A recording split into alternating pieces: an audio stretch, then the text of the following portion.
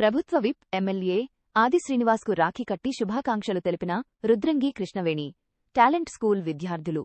అలాగే సర్పంచ్ గండి నారాయణకు, market chairman Chelukala తిరుపతికి కాంగ్రెస్ మండల అధ్యక్షుడు ఎర్రం గంగనర్సయ్యకు, ఆది కార్తిక్కి, అలాగే సిఐ రవీందర్కు, ఎస్ఐ మోతీరాంకు రాఖీ కట్టి శుభాకాంక్షలు తెలియచేశారు.